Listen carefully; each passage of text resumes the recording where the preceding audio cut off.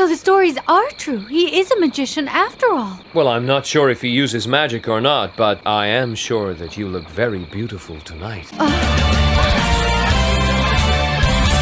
Hello and welcome everybody, I'm Summer's Child and today we're watching an old cartoon that left an incredible mark in every child's memory, and it's called The Legend of Zorro. Right from the start, the opening theme is amazing, fills you with joy and brings so many cozy memories, and you cannot help but smile listening to that incredible piece of music. The story is set at the end of the 18th century in California, occupied by the Spanish, and a man called Zorro is willing to step up and fight for freedom according to the cheesy narrator. A beautiful young woman called Lolita was riding her father's carriage, running away from the army with a fugitive family, pretending to head for the port to meet Diego Vega, our hero, who's coming back from Spain where he must have finished college, and she asked him for help.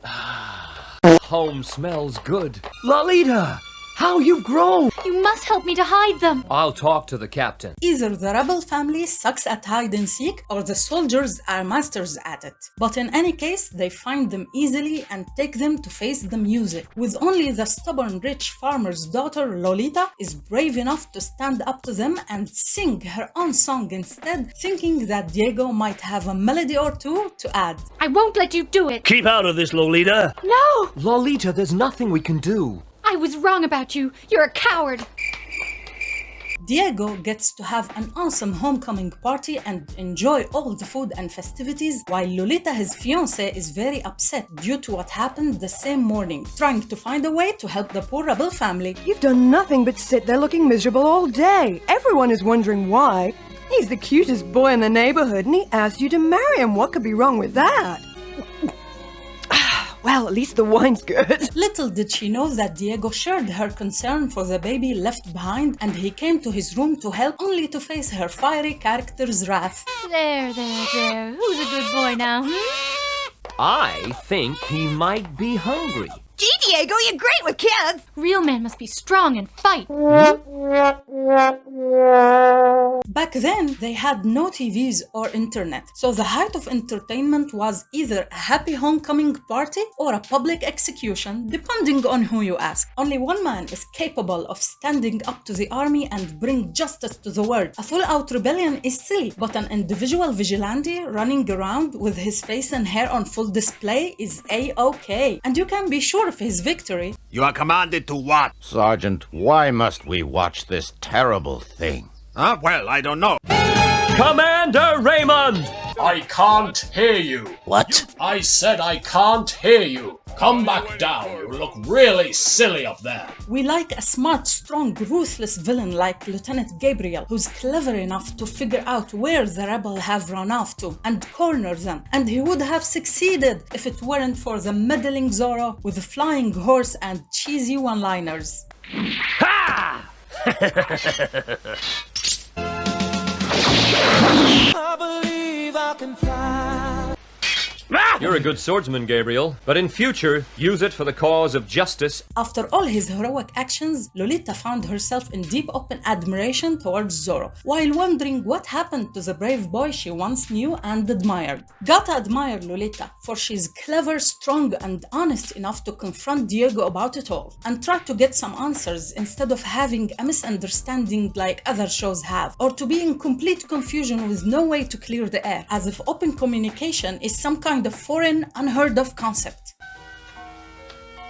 Oh, Lolita, you are so beautiful.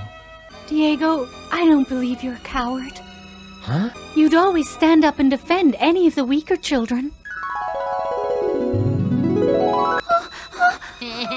You leave her alone! Since you've come back from Spain, you don't really seem to care about anything. Seeing how Diego is unfit for marriage due to his laziness, cowardice, and boring personality, Lolita started to reconsider their engagement, since the young, brave, honest, helpful boy she knew has changed deeply by living in Spain. And honestly, we can't blame her, for she does not know it's all an act, even though she was intelligent enough to consider that as an explanation for everything she has witnessed since Diego's return. Diego, He's boring, lazy, and he's a coward. My, I always thought he was such a helpful and honest boy. If the people around here heard you talking about Diego like that, you'd be the laughingstock of the village. A beautiful, wealthy young woman such as Lolita cannot be unwed for long, for all the eligible men will try their luck to win her affection. Like Lieutenant Gabriel, for example, the cruel, wicked army man who has his eyes on her father's riches. I've come here today to ask your daughter to marry me. It sounds as though you don't like the idea. I'm afraid Lolita is already engaged. To whom? The only one who knows the reality of Diego's situation is Bernard, the little kid who took him years ago, housed and fed him and treated him like a brother. That alone tells you what kind of man Diego is. Sadly, the young man knows how his facade that he puts on for the good of his country will cause him the girl of his dreams. And to make matters even worse, Lieutenant Gabriel challenges Diego to a duel for Lolita's hand in marriage. What? A duel? For the hand of Miss Lolita. Now's your chance. Show them you're no coward. Oh, Diego, don't you have any courage at all? I would never marry you if you were the last man on earth. After being thoroughly embarrassed by Lolita's refusal of his offer, Lieutenant Gabriel does what any sensible adult might do and resorts to kidnapping her, to force her into accepting his ugly face as a husband, unless she wants harm and misfortune to befall upon her family. Oh, what are you gonna do to me? This is my private prison. No one knows its location, and for the moment you'll stay here as my guest. Get out of here. Have it your own way!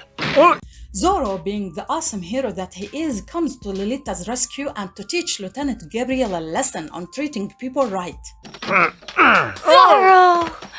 Lieutenant Gabriel, you are a liar and a coward. Shut up. When Commander Raymond hears all about what Lieutenant Gabriel has done, he puts him in his place and forbids him from pursuing the girl, which was unexpected since they are partners in crime in every other episode. The good writing really shows here, for evil characters don't have to be 100% immoral and evil. In fact, it is the rare red lines they never cross that humanize them. I'm ashamed to think I once called you friend. Sir, I am ashamed.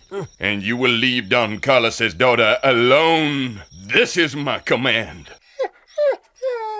A yearly festival is held in town with dancing and sword fighting, where the best swordsman in town can kiss the best dancer. And what do you know, Lolita and Lieutenant Gabriel happen to be competing. Oh no! If I was any good at fencing, I'd enter the competition and win. Looks like my chances are pretty slim then.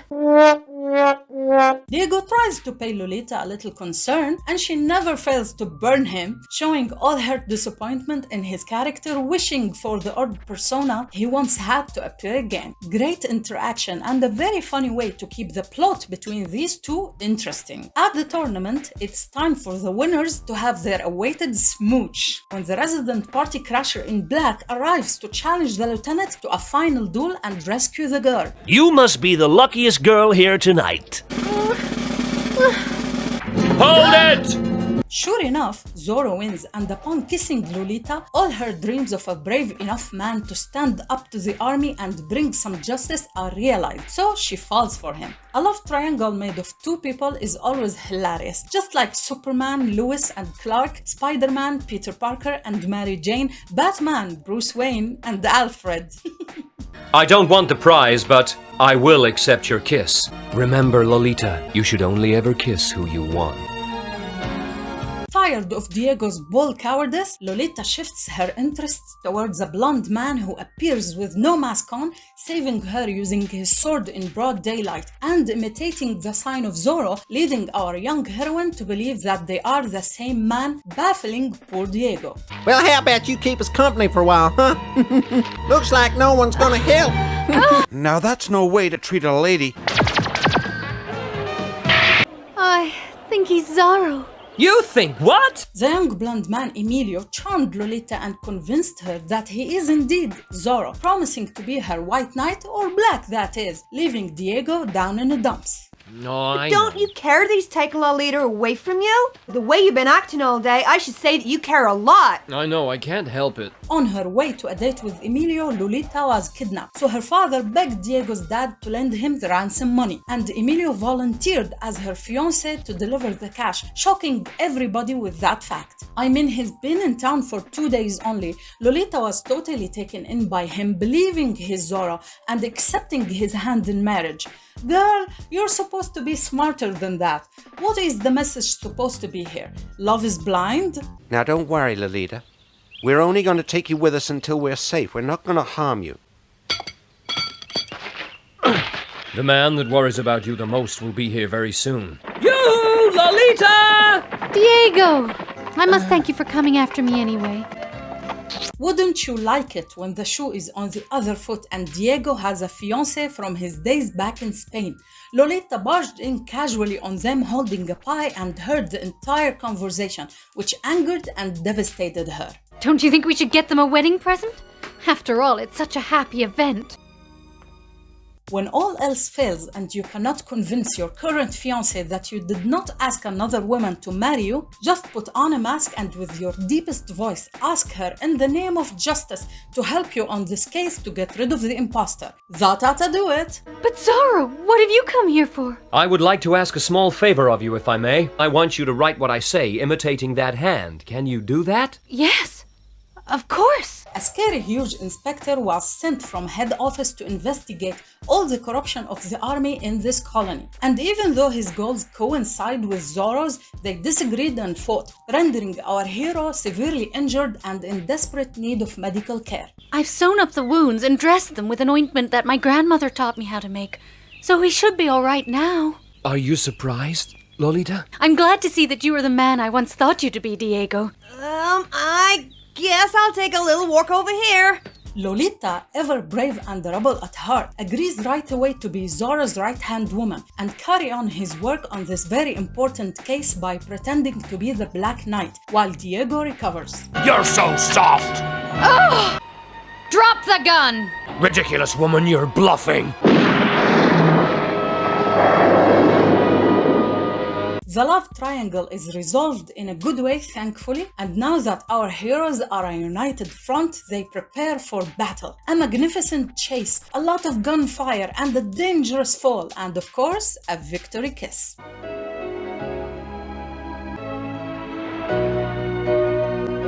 Check out this cliche. The pretty girl is gazing at the beautiful scenery, whereas the man is taken in by her beauty. Look, Diego, what a beautiful moon! It's beautiful. Yeah, beautiful. I gotta say, the character of Lolita is very well written, tough yet feminine, rebellious yet traditional in her love life, very caring and sweet in helping anyone who's in need, yet bold and loud when she's strict, especially about the shortcomings of Diego. Still, she's not without faults, for she's addicted to shopping, loses her temper easily, spends without regard to her parents' financial situation sometimes, and she can be a little over-criticizing because she really cares for her fiancé after his unexplained transformation. Diego is supposed to be the main character, for he is the hero who's sacrificing his good reputation in society and risking to lose his beloved fiancé for the good of his country. He starts the story as this amazing man who's hiding it all to protect his secret identity, and ends it still this amazing and perfect young fella. His character did not receive a lot of development for this simple story, but this is why, in my humble opinion, he takes the second place after the colorful Lolita. Side note, why does Diego's dad look so pale, like he's about to kick the bucket? Drink some water, man, and have some good food. You're looking quite, well, dead. All in all, very cool, cheesy and childish, and mildly nostalgic. Thank you so much for watching. Hit that like button. I'm gonna see you very, very soon. Bye-bye. Diego! Sir? Or Zorro. I'm sorry that I couldn't tell you everything. I already knew that you were Zorro. What?